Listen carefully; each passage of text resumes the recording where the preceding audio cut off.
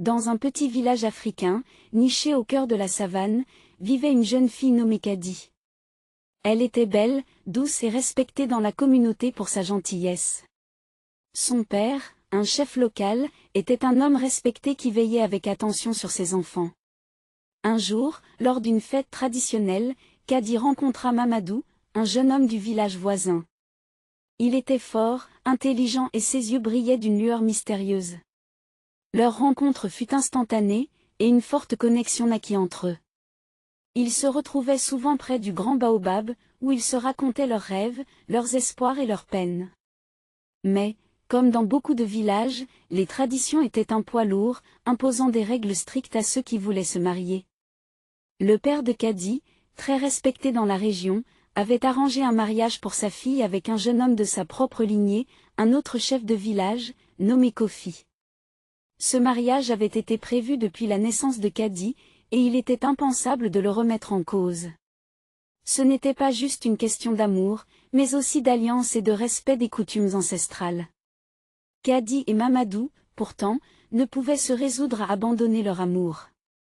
Ils avaient imaginé fuir ensemble, mais la peur des conséquences, et surtout le poids de l'honneur familial, les retenait. Un soir, Mamadou prit une décision, il irait demander la main de Kadi au père de Kadi, même si cela risquait de tout bouleverser.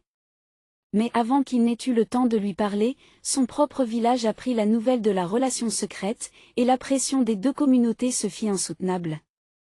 Le père de Kadi, furieux de ce qu'il considérait comme un affront, interdit à sa fille de voir Mamadou.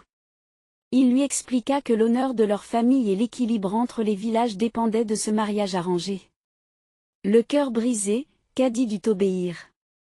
Le mariage avec Kofi se déroula quelques semaines plus tard.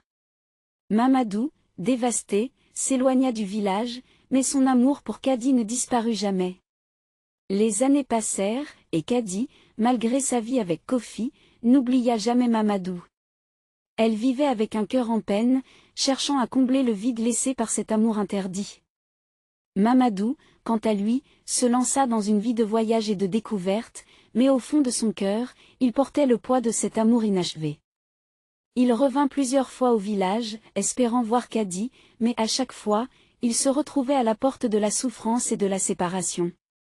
Finalement, un jour, Mamadou apprit que Kadi était tombée malade. Elle souffrait en silence, privée de l'amour de sa vie. Elle avait accepté son mariage, mais son cœur était resté avec Mamadou. Il arriva trop tard. Kadi mourut dans son sommeil, laissant une lettre pour lui, expliquant qu'elle l'avait toujours aimé et qu'elle le regrettait profondément.